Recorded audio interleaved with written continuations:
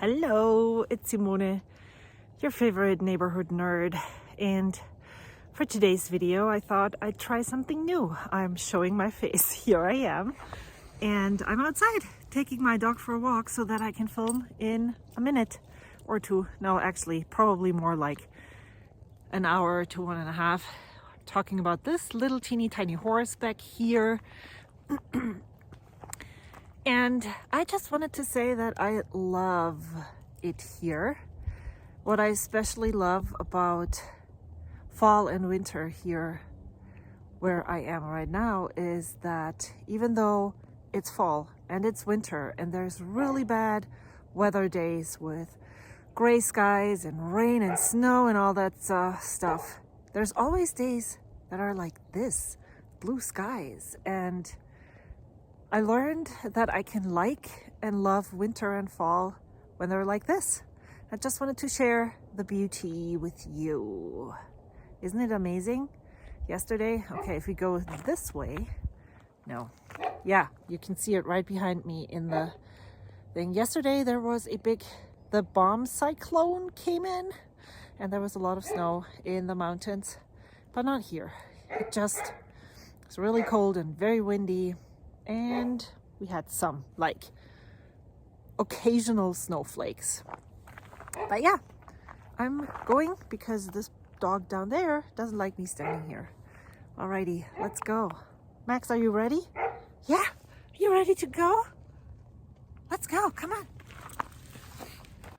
A gazillion hours later and we're finally here. Let's see how this is going to work because nobody's taking care of the puppy but me. Again. So, what did I want to talk about? The first thing is this postcard. Now, I've been meaning to do Inky messes inspired by Aziza from Gourmet Pens for weeks now, and I have never taken the steps to do so until my friend Wendy Sue sent me a care package with so much random stuff. I have a video on that package, but she had also included these watercolor postcards. And don't think that I don't have any watercolor postcards. Of course I do, but I need to wait for this perfect moment for it to happen. Oh, I just had a brain fart that I want to talk about. Let me put that down because this relates so much to a video that I watched last night. Inky mess. I don't even remember the artist who shared that. I'm so stupid.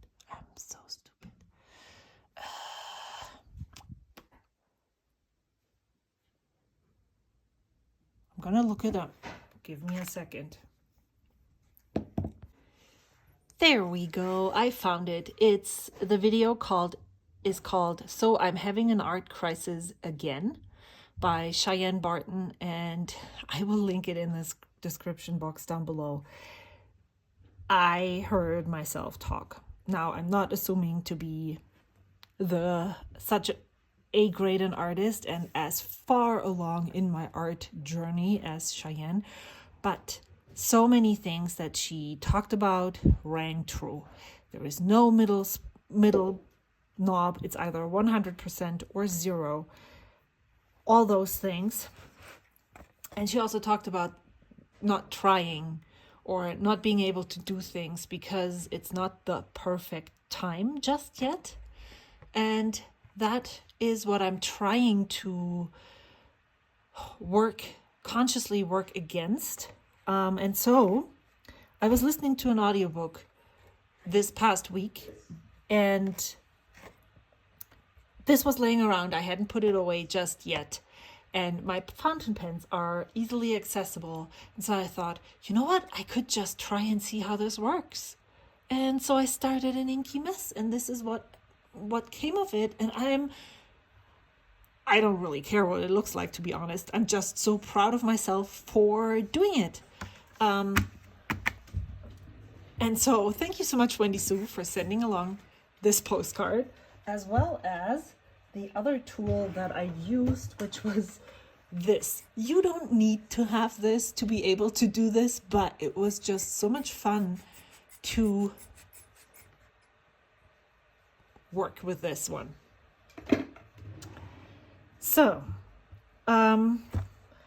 which actually, this leads me really well to, I rearranged, did I talk about this before? I rearranged my studio.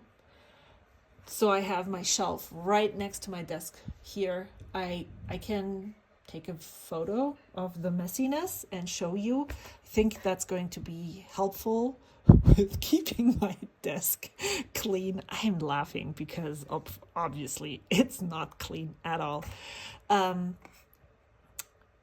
Like I rearranged my studio 15 minutes before I had to leave to go see Suzy Eddie Izzard live last Sunday, and it was amazing. I knew her, I knew about her, but I have never consciously watched any of her comedy specials on all the places you can watch them. I mainly went because my husband loves her, and it was his birthday last week, and so that was the perfect way to celebrate. And this stuck with me. Be brave and curious, not fearful and suspicious. I love this phrase. It's wow. And also the kind of comedy that she does. Oh, man, you need to be smart to be able to do that. And I'm not saying that other comedians aren't smart. It's just,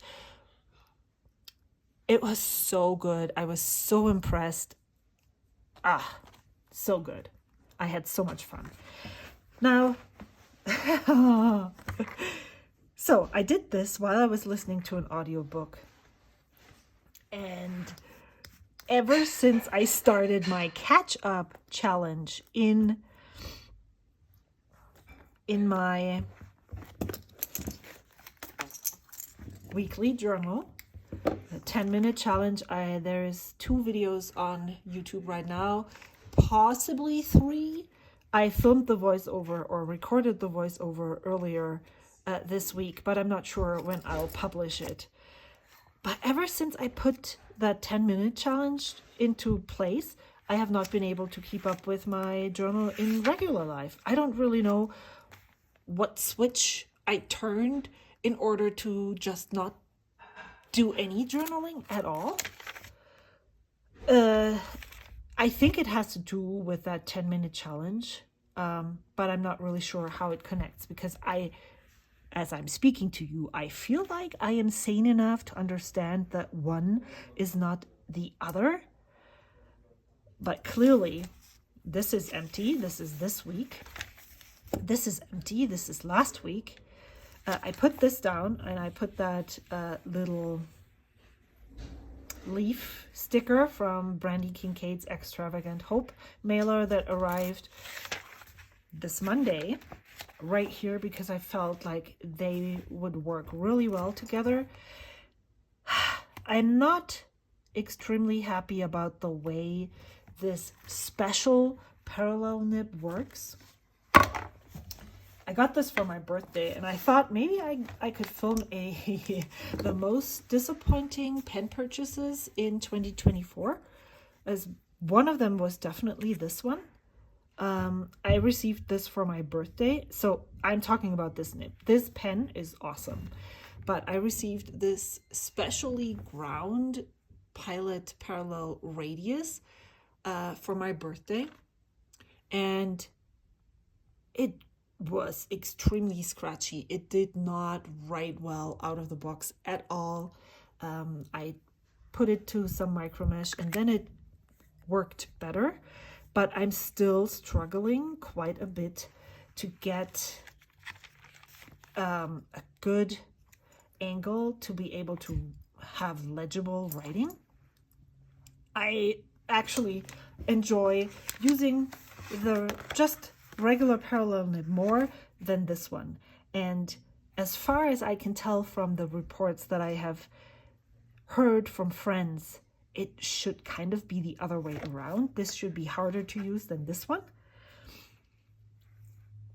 But I have not had this experience. I'm glad I was able to salvage this and it's legible enough.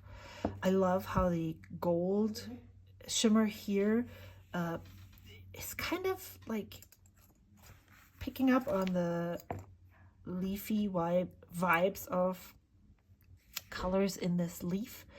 And I know this has a name and I know it, but it's not in my brain right now. So, yes, while I'm talking about this, we can talk about my reviews. For some reason, I felt the urge to do extreme reviews this year. I left this open last night and it's completely dried out. I found it earlier this morning. So what if we try and get this working again while we talk? So yeah, I felt the urge to do some reviews, and for some reason I can't just dip in and say, okay, this is what I'm reviewing right now. I needed to figure out a roadmap on the way that I want to approach this. And so here's a water glass that I'm dipping this in, and there is some black ink coming off. So possibly this might work. I also might have to just go ahead and clean this properly and re-ink it. But for now, this seems to work. Let's see what happens if I push some ink through. There's some air bubbles coming. Ooh, oh no. So I originally was going to just go and review my Inky goals for 2024, but that felt like completely unapproachable. So I decided, why don't I go in and check which pens I purchased, what I still have, what I think about them right now. My goal, because I'm YouTubing, was to make some top 5 videos, but that felt like completely, I didn't know how to even,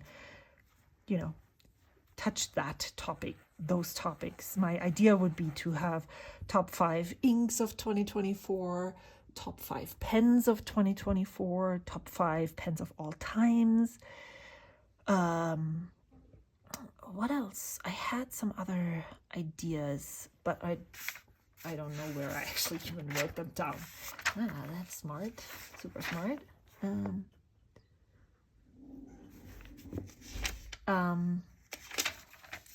I think I wrote this down somewhere in my YouTube notebook, but it doesn't seem like it. Maybe in my planner.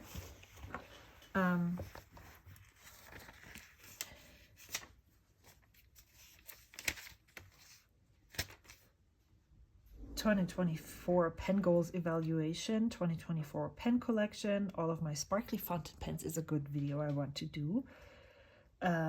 Top 5, but I think I made a list of top 5 things I would like to do. No, not here. Oh. Well, I guess I did not then do that. That's unfortunate.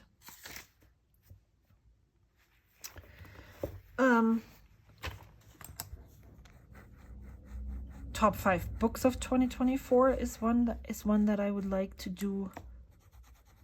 I don't know if this is enough. Oh, look at this.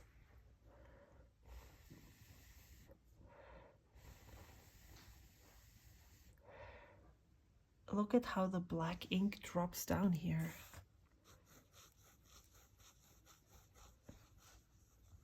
I'm just gonna hold this and you can see that ball.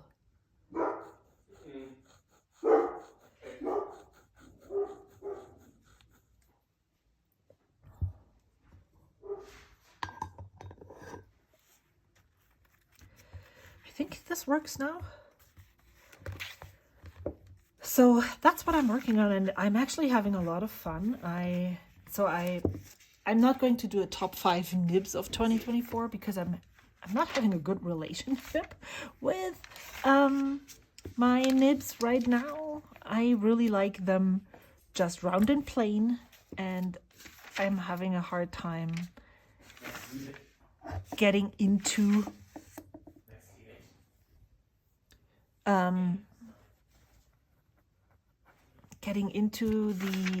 the different nibs, and so I thought I'm just going to do a nibs I acquired in 2024. I already wrote down some things, but I'm not going to do a top 5 because actually none of those nibs would be in my top 5 right now. Well, okay, maybe I'm too harsh. None of the specialty nib grinds. I did acquire, for instance, all 4 sizes of Lamy 14 karat gold nibs. And so those, of course, are pens that actually made my top 5 list.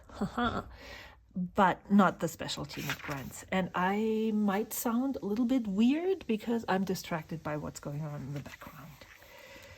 However, because I've been not journaling as much as I wanted to, and I actually don't want to journal right now because I would like to catch up on my reading journal. That's been on my mind lately. I thought maybe I could just write down what I want to write down, and I don't even remember what. Maybe it's just going to be about yesterday, because yesterday Max and I had an encounter with a coyote.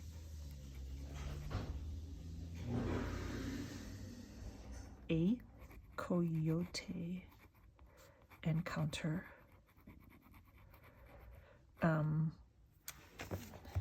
So here, let's put Cheyenne Barton here because I will forget.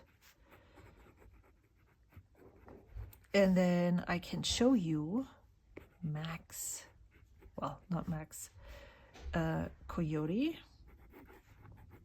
I can show the picture of the coyote close up. And then I also took Max to work for the very first time, and I can show you a Max at work photo.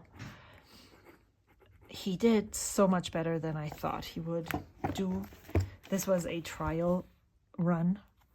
I have to talk to my boss. It's not like we are a dog-friendly work environment, and I can bring my dog whenever I want to, which is amazing, but Max is still a very energetic, rambunctious puppy, and sometimes he has a hard time keeping himself together. And so I do want to talk to my boss if I can bring him on Saturdays, so that he possibly can become a work dog, because he did so exceptionally well that I felt like it might be something that is good for him too. So Max at work, and I took him to work because they didn't really need me, so we could do a trial run without me having to actually work. But I did work, which was fun. So I could have left if it like completely went wrong, or it didn't really matter if I was just putting out maybe 25% of what I usually put out. So that was awesome. So maybe I can bring him Saturdays until I'm switching I'm switching to Monday through Friday working, but we're not 100% sure when I can actually swap. But being able to bring him on Saturdays will be amazing. So because then I don't have to take off the days to take care of Max, but I can actually take off days to do something. What else happened this week? See, I'm like super, I don't know, my days just pass by me. It was super, oh, the bomb cyclone. It was clone. Super windy. Today, though, as you can see in the video, the intro, it's super, super beautiful. Blue skies. Ugh, I love the fall and winter here. So, that's not a lot. I need to go through camera roll. That helps.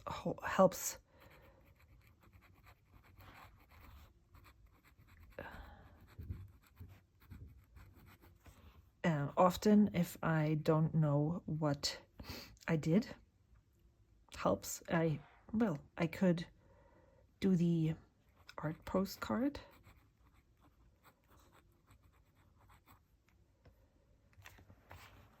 Oh, and then I filmed my top. I started, maybe I can just put start review. Alrighty, that's that. I just wanted to make sure I took some time today to actually do this, and then we'll see when and how this is going to be finished. I'm trying not to stress about it because it's not really a stress. It's fun. This is fun. I want to do this, and I will eventually. And my friend Laura suggested that I take this and put it here, and I want to see what that looks like compared to the other. So she suggested to put this through that. This is not an O-ring, but maybe it's an O-ring, and see what that looks like. Does it make a difference? Well, I'll just keep it like that for now, and then I can see what happens. I have ordered an insert for this traveler's notebook, so I can use this as my reading journal next year. Very excited for that. But now I want to update my reading journal for the last bit, because I have not updated it in quite a while, and I have been, ever since the election, I wonder why, I have been listening to audiobooks basically at nonstop. I want to do something here, a doodly doodle around this. I don't know why, but I feel like it, and so I'm just going to do that.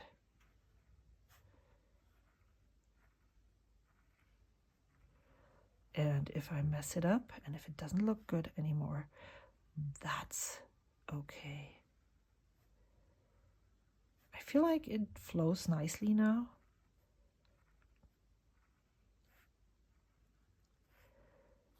I can't believe that next Sunday, it's already December 1st. Oh, I want to send my sister a postcard for her birthday.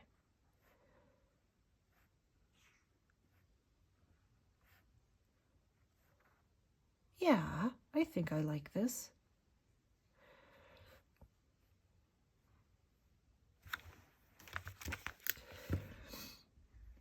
Maybe I can put this in my planner for next week. I am not going to switch to the 2025 Hobonichi weeks until January 1st because I'm weird like that. Because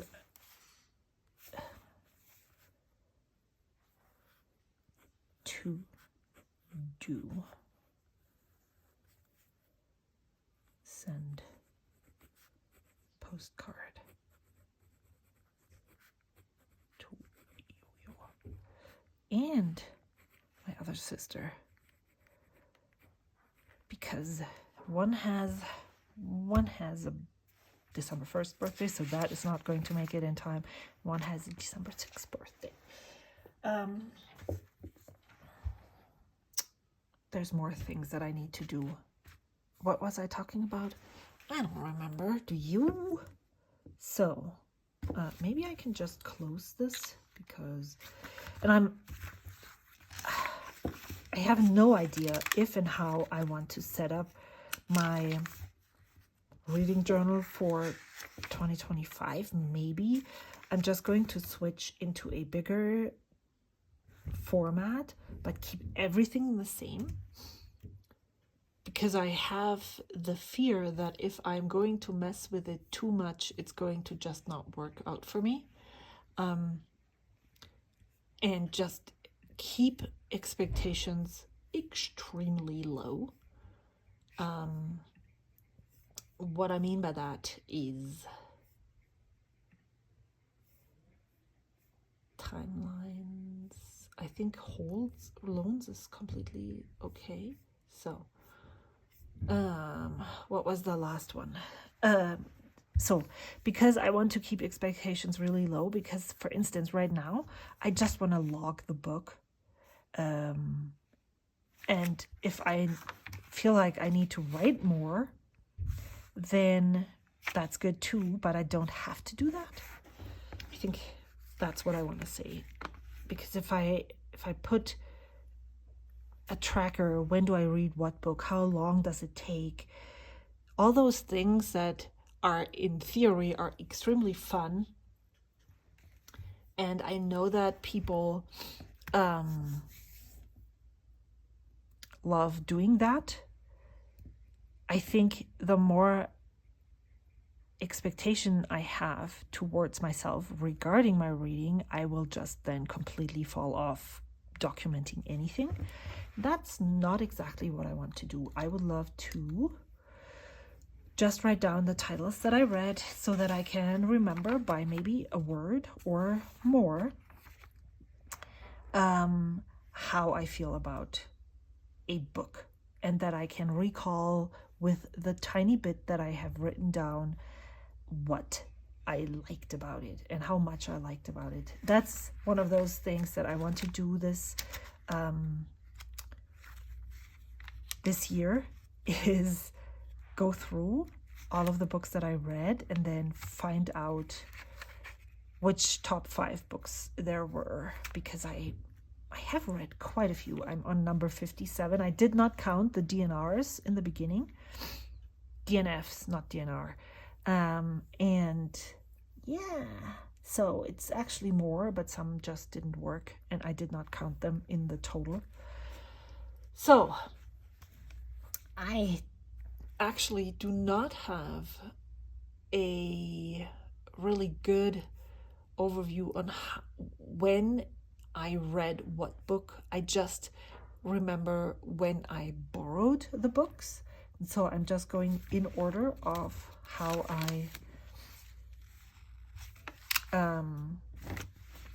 they're in my timeline on Libby. So 57, 58 would then be Slow Dance.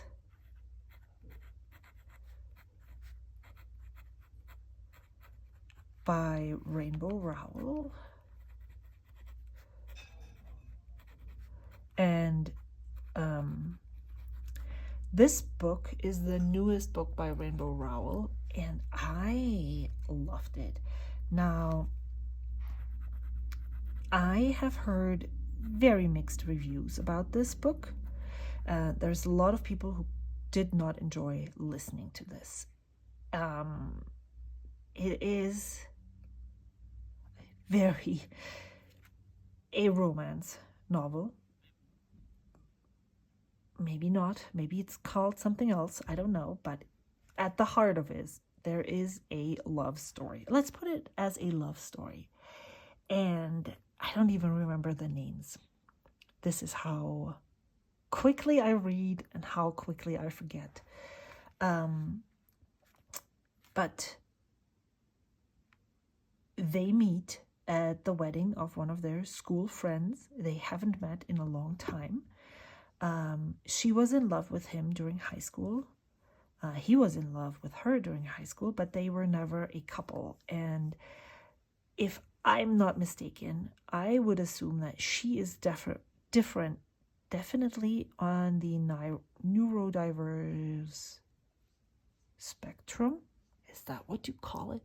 She's definitely neurodiverse. He might even be too.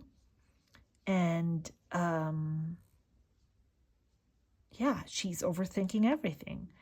And it doesn't, and I didn't have a problem with that, which is weird because usually I have a really big problem with people who keep repeating the same issues over and over again. But for some reason, this book, it made it very clear to me that this is not something that I know that when we overthink, we don't usually choose to do so. But sometimes it gets very eye-rolly, the overthinking. But here I was able to accept that as part of her human nature. So I really enjoyed this book. It was very good. And it's a second chance. I would say this is a second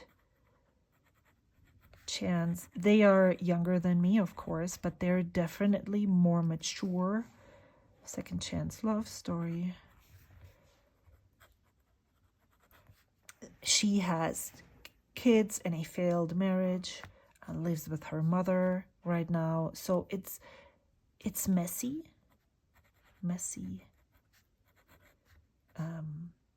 People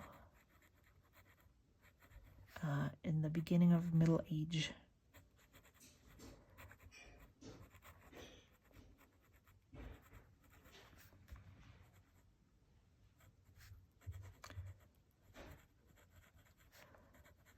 And they do have some, baggage that they carry with them. They're not pure and young, and the world is their oyster. Middle age with emotional baggage.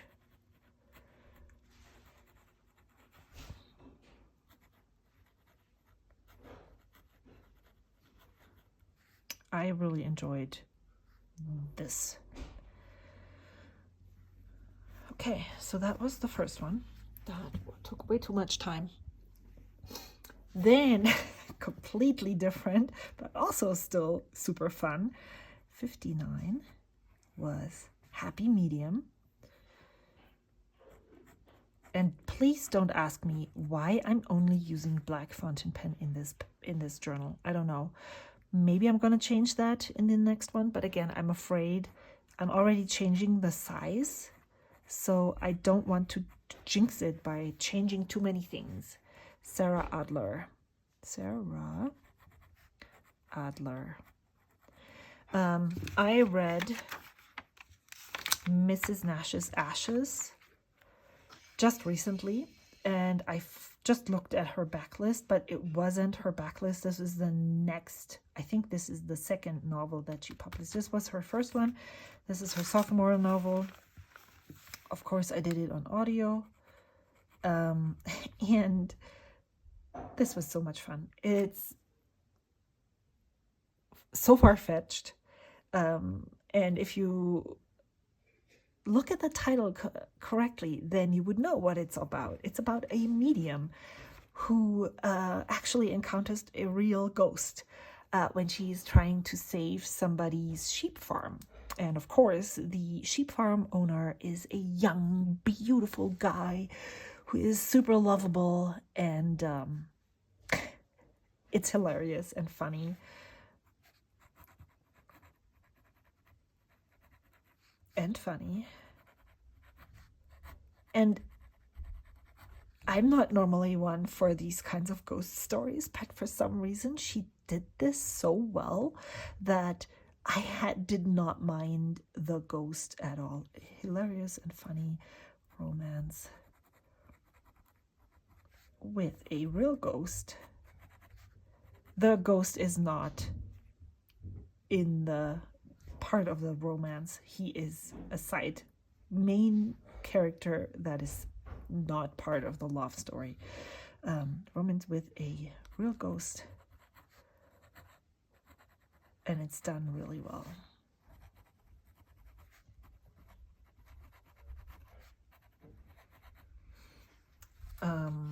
Next one.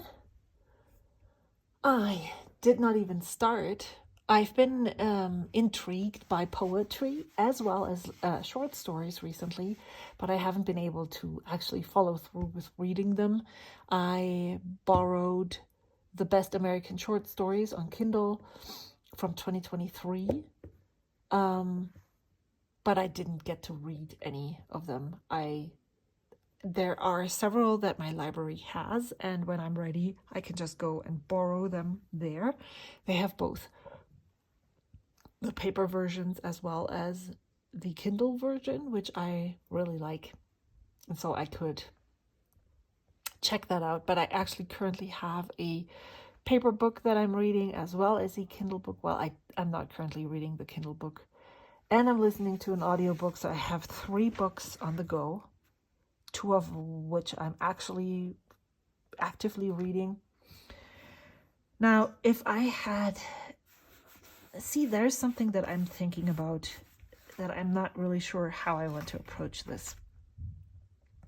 So then I read, maybe I even read this before I listened to the other books, but this is the timeline that it says how I borrowed it. I read... book number 60. This is How It Always Is.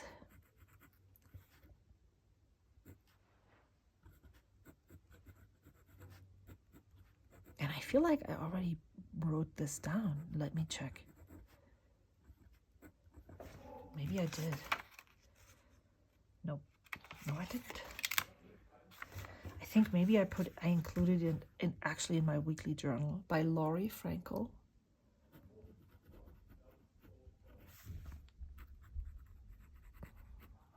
And I listened to it on audio. I think this is supposed to be called contemporary literature. It's definitely not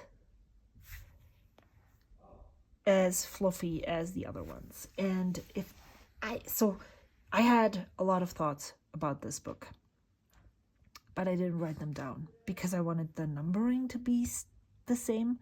Doesn't really make sense. I need to stop that. Maybe what I need to do is in my next reading journal, I need to put a list where I just put the titles and then I can number and then I can have them in the right order. And then still write these little snippets or have longer writing. I don't know. So this is about, I don't remember the name again. The girl name is Poppy, but I don't remember the boy name.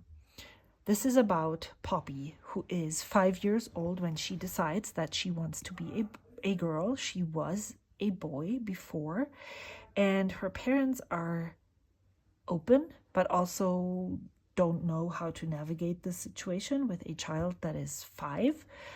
They are really open to letting her wear dresses, skirts, be feminine. But they don't put a lot of, or at least that's how it felt to me, they don't put a lot of attention to the fact that she wants to be a girl. They say this is normal in their child's development, and they just don't, you don't have to decide at 5 if you're a girl or a boy, which I completely agree, but it becomes very, very clear that this child is a transgender girl. And I have a transgender child, if you didn't know. And so this book is completely written from the perspective of the parents. And even though my child was much older, a lot of the emotions that the parents have and the feelings and the fears that they have are the same, which I found very interesting. And I learned quite a bit while I read the book, and I wish I had taken more notes. But also, I just remember that it just really, really shook me to my core, and it resonated so much with me. I took note here of something that I talked about this just earlier, which you could apply to that as well. This is in broken English because the person that is saying this is Taiwanese and lives in the Taiwanese, is there a jungle? Underdeveloped region. So she speaks English, but not very well. And that is why it sounds maybe a little bit weird. However, I talked about I am either 100% or 0, and I cannot find my middle section here. And this is about the middle, and it's interesting. Maybe I need to find my own middle. So, middle way of being, middle way of living with what is hard and who do not accept you. How do you do that? You keep remember, all is change. All what? All life. You are never finished, never done. Never become, always becoming. You know, life is change, so it's always okay you are not there yet. The people who do not understand are change. The people who are afraid are change. There is no before and no after because change is what is life. You live in change, in between. And I felt, this is, of course, I'm not transgender, but this description of life was so poignant and so, it just caught me at the right time that I went back and re-listened to this section one more time. Then I went and borrowed the Kindle version of this book. I figured out where I could find that conversation so I could actually copy it out into my I don't even know what I call this, my quotes journal, my this resonates with me from other people journal, because it just, it was so good.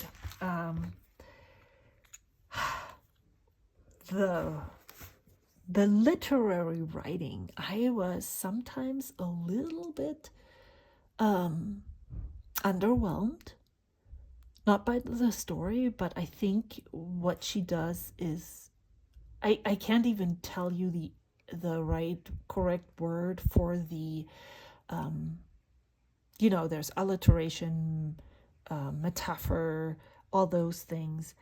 And she used something in this book over and over again that I started to roll my eyes when one of those came up again.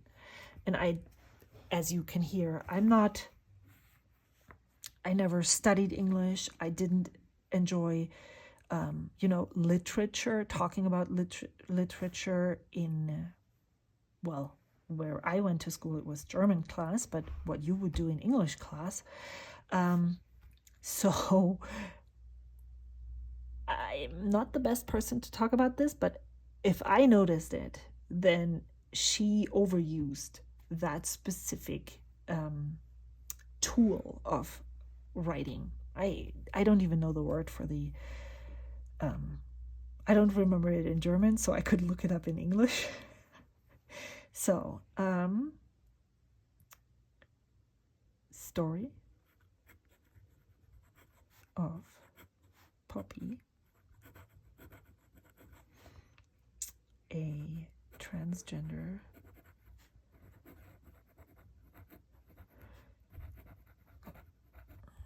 and her becoming from the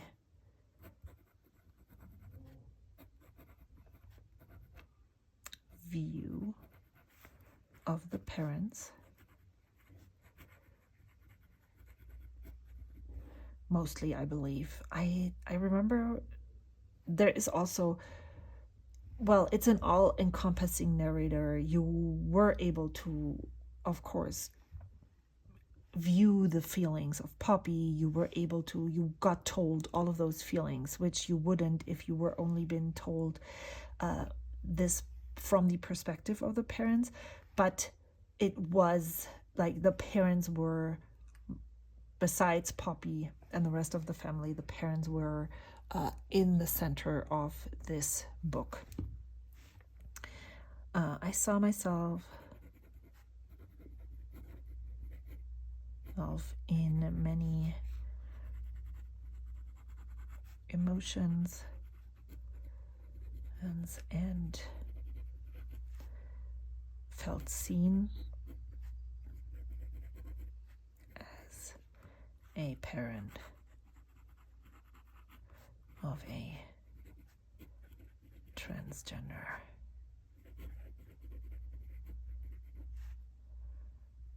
person. There we go. This is taking way longer than I thought it was going to.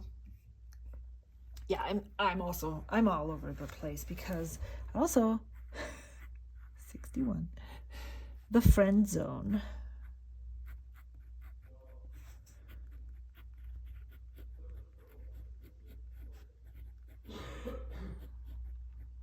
By Abby Jimenez. I think this was one of the books that I hadn't read from her. I just was trying to see, because I really enjoyed her romance novels in this past year. I just looked, what haven't I listened to yet, and then added them to my added myself to the wait list, and then whenever they come in, I'm listening to them. If I'm thinking about it right now, do I remember even what it's about? Well, of course, it's about the friend zone. So they are trying to stay friends. They don't want to allow a romance, but I don't remember why. So is it forgettable? Maybe, possibly. This is the number 1 in a series of 3. Let me click on that and see what the others are. It's the Happy Ever After playlist and Life's Too Short. Wow, I don't remember if I read any of them yet. That is weird. Super weird. So, of course, I enjoyed it because it's an Abby Jimenez novel, but as of right now, I'm just gonna write another AJ novel. Did not stick. But I have to actually also admit, as I said, I've been listening to audiobooks a lot. Often I listen and then I'm leaving some time for the book to settle in, and then I'm listening to the next one. That did not happen to me this time around. When I am done, I'm starting the next one right away. So then I listened to 62. This one I remember and I really enjoyed it, but I also enjoyed all of this author's other books. I don't think that she is one of those who publish one romance per year. Maybe it is now, but she was newer. This is called Summer Romance.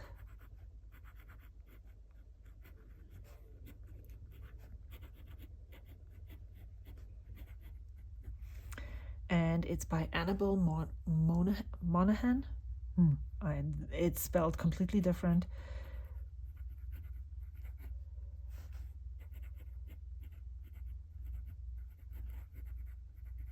I'm having a hard time pronouncing this. Of course, it's on audio as well.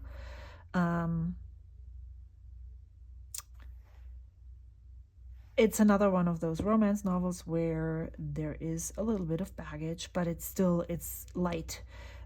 Compared to Slow Dance, Slow Dance didn't feel light. Slow Dance felt more, felt like it had more weight. This is definitely still a romance novel, as you would want. I also don't really remember how they, spice scale. Is there open door romance, sex scenes or not? I don't remember. You would have to look that up somewhere else. But this one I really liked. This one is weird but lovely, like happy medium. Friendzone is normal. It's like a space filler. But this one was a little different. Oh my gosh. And also, I would love to see the houses that were talked about in this book. So, I loved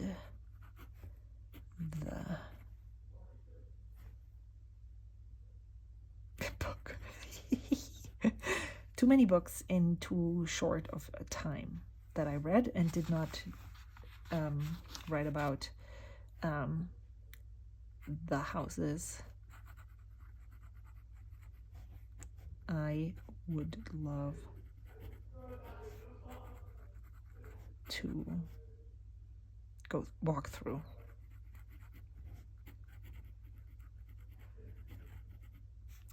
Okay, 63.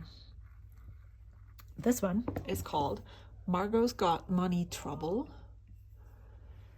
and it is by Rufi Thorpe. I have not read any book by Rufi Thorpe before, but she is supposed to be a really great author.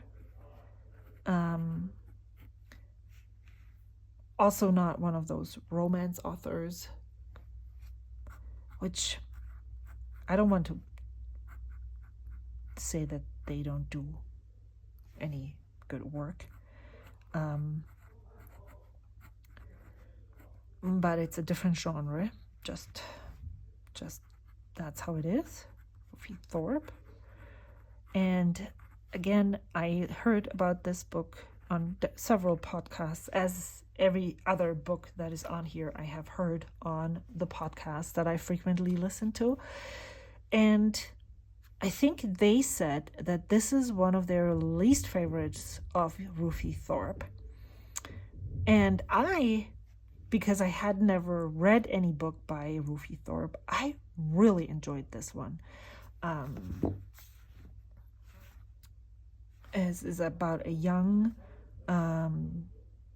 girl, 19, who gets pregnant and decides to keep her baby.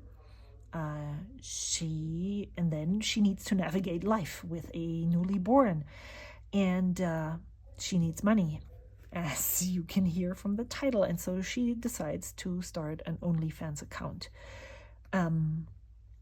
Her dad moves in, who is a pro wrestler, or was moving in that field, and it's a book about found family.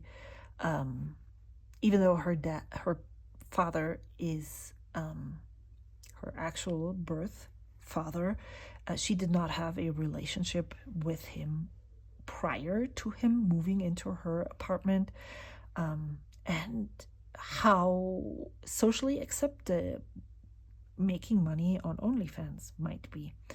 And just, she's very naive. This could be a deal breaker for you. But I found it was very refreshing. This is a young girl starting her life, and so obviously she's making mistakes. Obviously she is not thinking things through. So I did not take offense by any of that. It sounded very authentic to me. Felt authentic. And I enjoyed it. Even though maybe it's because my oldest is turning 20 this in December.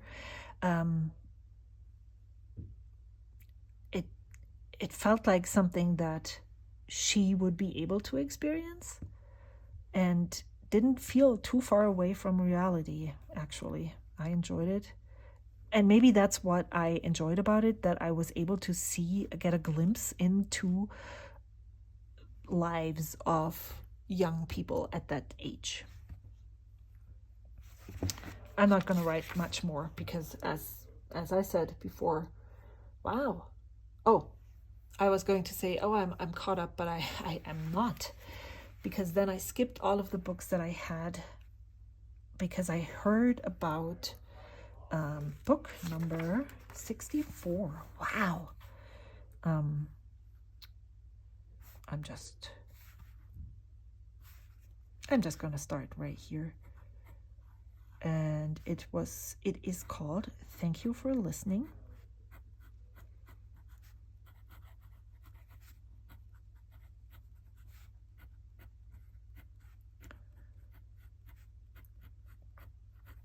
And it's by Julia Whalen. And if you're like me and have been listening to audiobooks I have just started, but maybe you have listened to audiobooks for a longer time. Julia Whalen is a very well-known audiobook narrator. And in one of the podcasts, they talked about this book and were raving about that it should only be listened to because she is an audiobook narrator. She's narrating this book by herself, and it's kind of backlist, so it's not one of the books that everybody wants to listen to. And so I was able to just search it up and borrow it right away. And so once I was done with my audiobook that I was listening to, I think it was Margot's Got Money Troubles, I jumped in and started listening to this, and I chuckled and laughed out loud multiple times because it's so funny. Of course, it's a romance novel. I think Julia Whalen reads quite a lot of romance. Maybe not anymore. If that part of the audiobook is autobiographic. She talks about if this is autobiographic or not at the far end of the audiobook, and it's really interesting to hear her perspective on that. And yeah, it's a double mix-up thingy majig.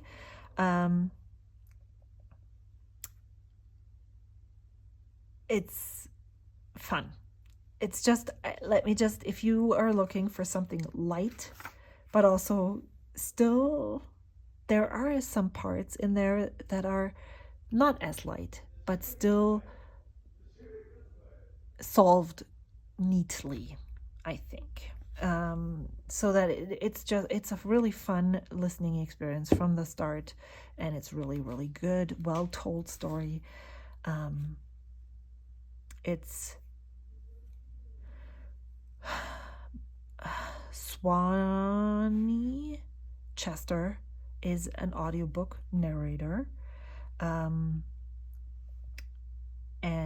she had an accident years ago. She was a prospective actor who had an accident and then wasn't able or did not want to act anymore. It took her a long time. She still has not accepted herself as she is right now. And that is basically what the book is about-ish. And she started in audiobook narration as a romance novel narrator. However, she did this under a pseudonym, and so that's where the mix-up starts. There is another male audiobook narrator, Brock McKnight, I believe is his name, who nobody knows. Nobody has ever seen him yet. And they are hired for a project. And yeah, this is what this story is about and how they get to meet each other, or maybe not. Extremely fun.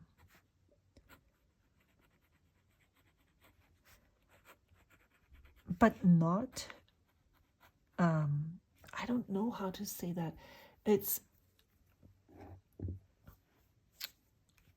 But not substanceless. Maybe, and I could also say, but substantial. That's all. Substance less. And now I don't mix up romance. So good.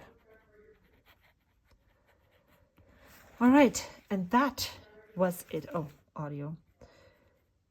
So the books that I am currently reading is one in actual hardcover.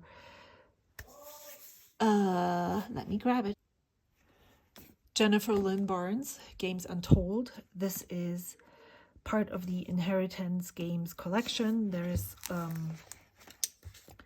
in the front here, this is all part of the Inheritance Games saga. I have read all of those 4 books, and then The Grandest Game, and then Games Untold. I thought that this book was the second part of the Brothers Hawthorne, but it is not. It is a series of short stories, and this is all of the books in the Inheritance Game saga, and this is where all of the short stories play. Now I feel, or at least I'm done with the same backward as forward, so I've read the first 2 short stories, which my suspicion, I'm not dissing the book, but my suspicion is that this book was written around the same backward as forward, because this short story is almost 200 pages long, whereas the others are definitely shorter. That Night in Prague is around 100, but the rest is just like, this is 50, then another, then 30-ish, then another 20, this is 30-ish, and then 20 again. So yeah, 200 pages versus 20. I believe that the other short stories, I haven't read them, so I cannot judge them, but it feels like this wasn't a full book, as maybe a prequel. So other short stories were found, made, written to fluff up, to make it a full book. I enjoyed the same backward and forward. I have nothing against short stories. I will probably enjoy them, but I can understand how other people on podcasts say that they tend to stop reading authors that become yearly authors, because they sometimes feel like they're unfinished. I'm not saying that this is how it is, but I can actually finally, I was like, what are they talking about? I don't really get what they mean. This feels like they needed a book to publish, and so this is what they put together. Not saying that the stories inside aren't good, but I don't know. I'm not done yet.